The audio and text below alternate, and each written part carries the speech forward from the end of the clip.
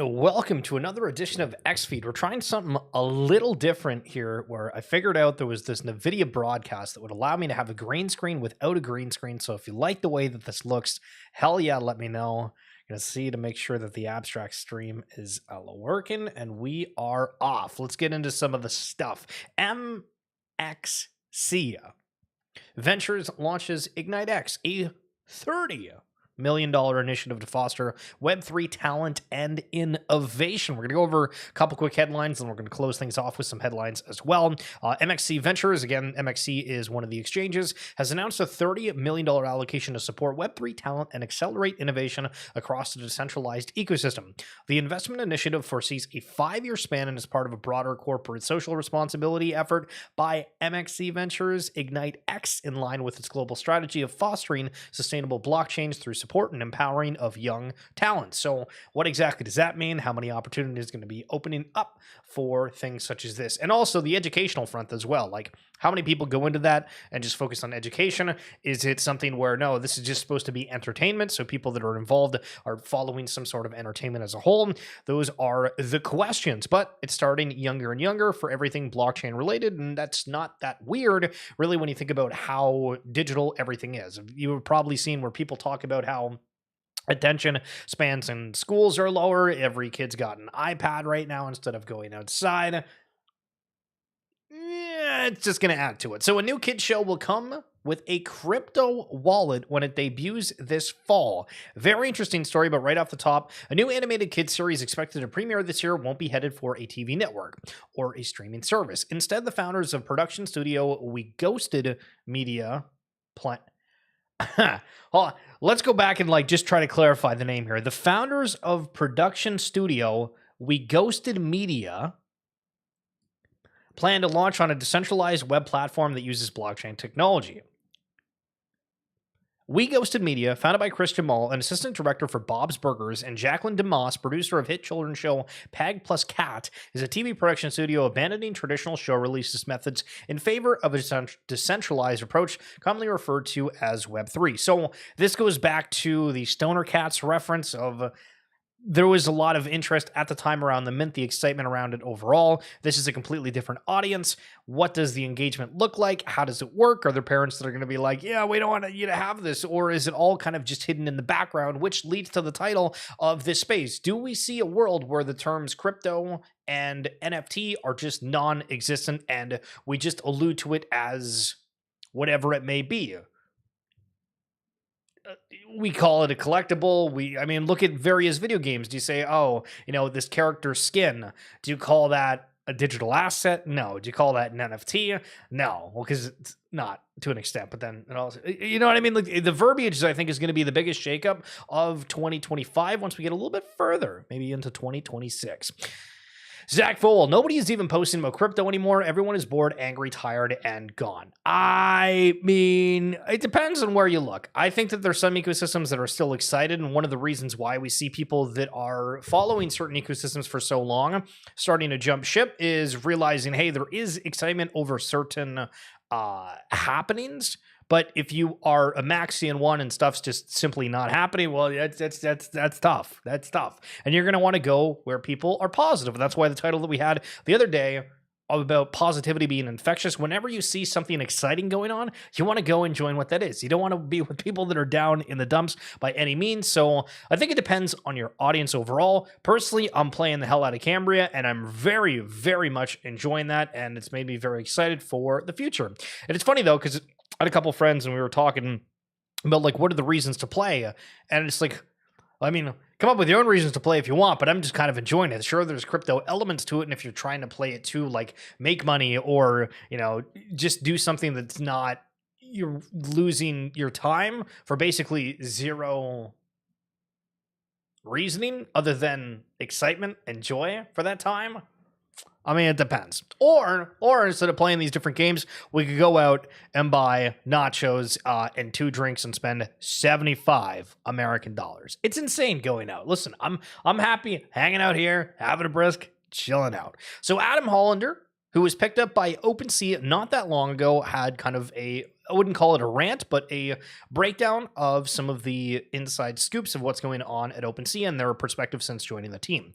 What a wild couple of weeks since joining OpenSea. I wish you all could see inside the walls. The team is ridiculous. The energy and passion internally at OpenSea is contagious. The speed at which things are being built and iterated on is beyond anything I've experienced in my career. It's been a long time since I've felt this motivated and excited, which, again, we look at the negativity a second ago, and now we have some positivity here. I read the daily comments on and Discord messages. First, I want to simply say thank you. Your candid feedback is important and appreciated, and I know all of you have questions about the token.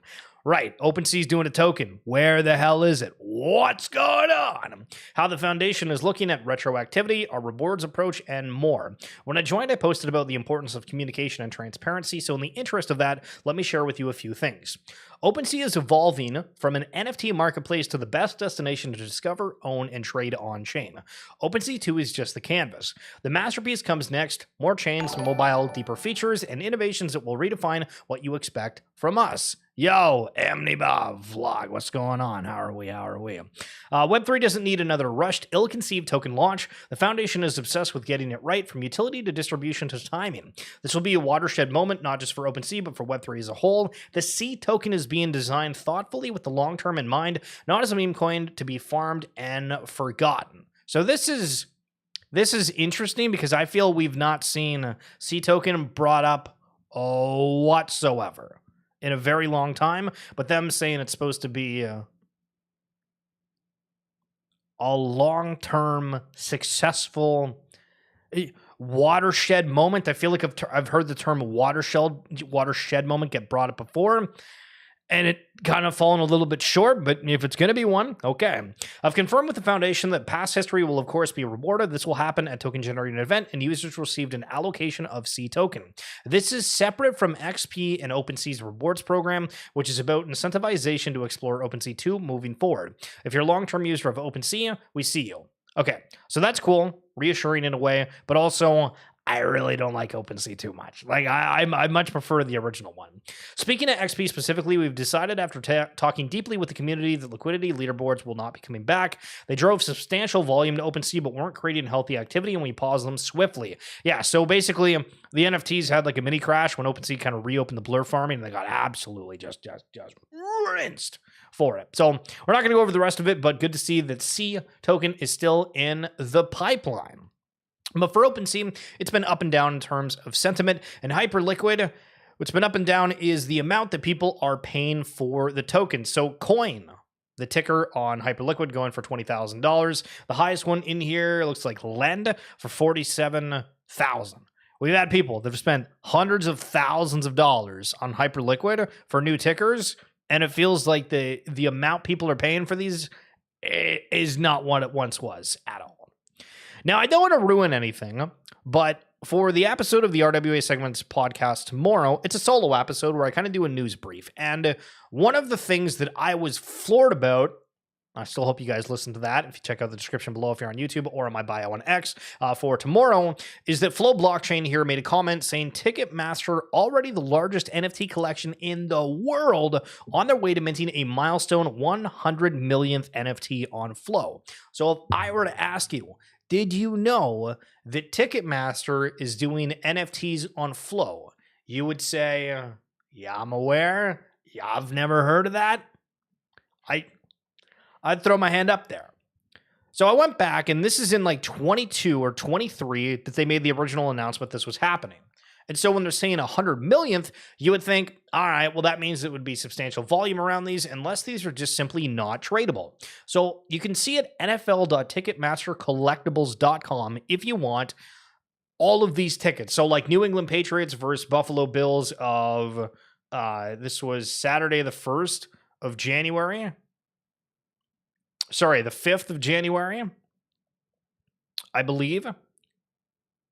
And I'm so confused. So it says Saturday 1/5/25, but then it says 2024. So maybe that's just extra branding. Anyway, let's continue here. This exclusive NFL 2024 season virtual commemorative ticket for attendees includes a complimentary redemption of an NFL all-day moment from the game you attended. Log into your Ticketmaster account, then click the redeem button below to access. Once you have redeemed and or the expiration date has been met, the button will no longer be available. So, you know, on the podcast, now looking back to this, I'm like, I couldn't figure out how the hell you're supposed to trade these things because, I mean, this one's got 46,000. Would anybody ever purchase these? Like, how do you list it? And then they show people's names, like Barbara M. Who the hell is Barbara M? Joy C. Do these people even know that their first name's on here? Which I don't think is that big of a deal, but it is cool that they're offering these free collectibles. But 46,000 people from this singular game. We can go back and we can see what games had what. For the Los Angeles Rams versus Seattle Seahawks, 59,000 people got this ticket. So this is a phenomenal use case and shows the integration. But one, how much is that drove to NFL all day? Because it feels like it's not really that brought up, even though we have like massive direct onboarding, arguably. You have these digital collectibles, but there's no way to trade them from my understanding. So, I mean, if we look at this Chiefs versus Eagles, this is like a video moment. There's 160 of them available. And so they're selling for 350. So here we go. This is where we get into things that are interesting, which is completely priced out for the majority of people, but they do have these collectibles. I've never seen a single person ever talk about this, though. The fact that Flow and Ticketmaster are doing NFTs. First time hearing about it, looking it up the other day. Looking through some old numbers from peak Axie days, which is a play-to-earn ecosystem. 360 million in revenue in the top month. Again, 360 million, 1 month. 1 billion in the top year. Most of it from breeding, but 150 million from marketplace fees. Keep experimenting, fat app thesis. Yo, what's going on, John Lemon? How we doing? Yeah, it's crazy, eh? It's like, nobody talks about that stuff. So this goes back to the thesis around Web3 gaming, and I have to admit, I have to be brutally honest and transparent. I have not really dove into Web3 gaming the way that I should. Sure, I've uploaded videos talking about TTK, the Readyverse with Featureverse. We have a whole series, if you're looking on YouTube at all, when I did the heavy metal game from Yuga. I was dying. It was a hellish experience because you had to leave tabs open with all of these things. It was frying your computer if you had more than one. It was weird, and people were playing for a speculative prize that ended up not being the case, and then Yuga dropped that collection over to Faraway. So everything that could have gone wrong with that, absolutely. But during the time, people were paying upwards of $1,000 a day to pay other individuals to vote to try to get top of the leaderboards within this game. So taking that notion and looking at some of the peak days from Axie, and sure, we can use, Axie's not as popular as it once was, so the crypto market's never going to go back to the band. There's no way this is getting everything to Bonzi. Okay, we can argue everything. I understand that. But I think for myself, after playing Cambria, and I know that I keep talking about it, and Roar asked me the other day, is this a paid promotion? No, it's not. No, it's not. I don't know what the hell I saw, but I tried it out, and I almost quit after the tutorial, to be totally honest, but I kept with it, and I was like, you know what? I actually very much enjoy this game, and I want to keep playing it. I don't really care about, making money with it by any means, because they have this, based on the game silver that you get, 90% of it is from the rewards pool, and they have over $1 million worth of ETH for it. But I don't care. I'm buying armor, I'm playing the game, we're going out there, we're doing all that kind of stuff. And so seeing the crazy numbers that it was, having this very, very positive moment within a Web3 game that's felt like a lot of people haven't found one that suits for them, or they just don't think the space as a whole is going to succeed in that. I'm kind of changing my tone and being like, you know what, maybe gaming is going to finally happen.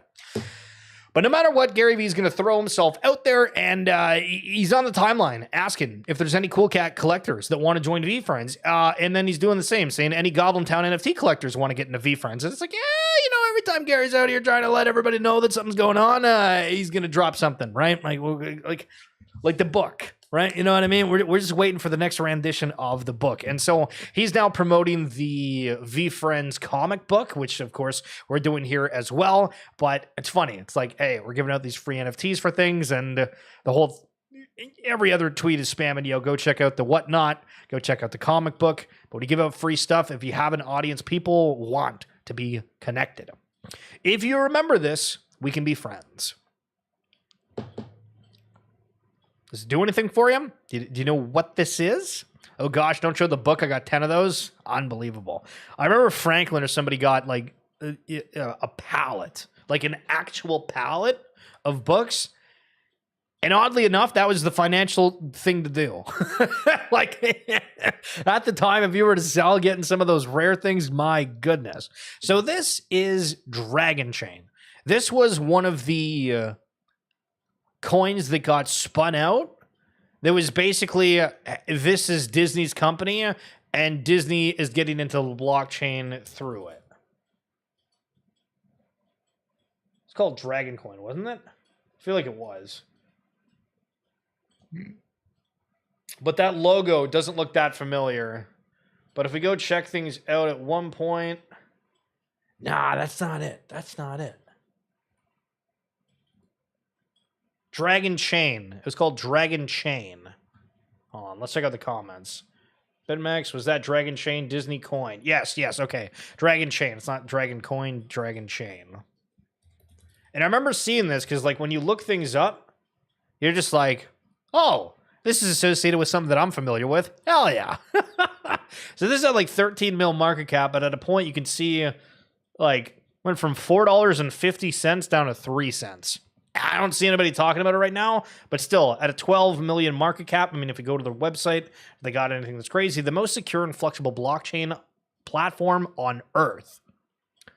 I hate when people say that they're first in everything, when 9 times out of 10, there isn't. Or they aren't. But the most secure and flexible blockchain platform on Earth is a crazy tag to give yourself. Justin, Block Square teams up with a Florida real estate firm to tokenize $1 billion plus in U.S. commercial properties. Not bad. Not bad. And Justin, Michael Saylor's strategy buys 6,556 Bitcoin worth $555 million. And so everybody's on the timeline now today saying, well, when's this guy going to stop and everything else? And it's, I mean, ultimately the question of, is everyone going to get convinced to go out and buy Bitcoin? And you might have noticed last night as well that Bitcoin started having a little bit of a run-up. And so all the questions around, Easter weekend, talking with your family, are people excited about this? And I'll never forget. So I had a friend a couple months back, I don't know if they're still into this or not, but they messaged me and they said, can we talk about like Bitcoin or something? Like, what's your thoughts about this? Because I don't really want to buy where it is. And then I think it was at like 90,000, but they're like, as soon as it dips a little, like I want to get in for the first time ever. And this was like a couple months ago, but I was like, damn, like this is a person that I had no idea was even interested in this. And they had the perspective of they want to get in for whatever rationale. And so there are conversations around that still happening around Easter. Is this Michael Saylor buying? What is the rationale? So speaking of Web3 gaming, Pirate Nation, 28-day PvP event, Legend of the Undertold with 10 million pirate in rewards. And this is something that we haven't talked about in a while. And I don't mean Pirate Nation, but I mean, we did an episode, and if you're a religious watcher, thank you. So watcher, but if you watch too, hell yeah. There was so many games at a point, like it was Parallel, it was Futureverse, it was Yuga with the Dookie Dash. Everyone was having these massive esport related tournaments. I might even throw like Illuvium in there, and there was a lot more within a certain cluster at the beginning of this year. It has felt dead quiet on that front. Nobody's talking about, oh, there's all these ways to earn. I mean, I'm seeing a ton of Cambrai videos on my timeline, but I think that's just like I'm watching it. But I think even if you start now, it's not something you would want to do. So I don't see any of those things. And I'm like, okay, I don't know if people are trying to get others to FOMO. Let's try this stuff. It's supposed to be fun. You wash daily, snazzy. Hell yeah. That's what we love to hear. Risk to earn MMO game Cambria tops 1 million in season 2 sales. So this is a weird situation because, like, the key takeaways they have is Cambria has seen over 120,000 players sign up and currently has over 3,100 players online. I don't know if they're trying to include back to season one, because this number, that number is inaccurate. Because if you look, the players for the season or whatever says it's about like 37,000. So we're saying that there was a huge chunk in season one, then it super fell off, but now the prize pool is a huge number, unless I'm just reading the situation wrong. The prize pool now exceeds $1 million, and players have wagered 1.18 million during Cambria's Gold Rush Season 2 event. And it's a very odd game in a sense, because they have many features to help this be sustainable. So they have a way where if you have to work or you know that you can't play, you could put in a whole bunch of money to buy these scrolls that would essentially give you passive royal favor, passive silver in-game gold, which is supposed to be the 90% of the ETH reward. So you'll just kind of earn all of that for free based off other people. And players that are playing get taxed. So when they submit these things, when they get the silver, a percentage of that goes to these paymasters or it goes to guilds. And so there's a use with guilds amongst this. And now they're having updates where you go and do these events and you can pay. And the idea is that they're trying to shrink the amount of silver out there. And then every time you level up a skill, you have to play silver. And it's a really fascinating experiment, I guess we'll call it.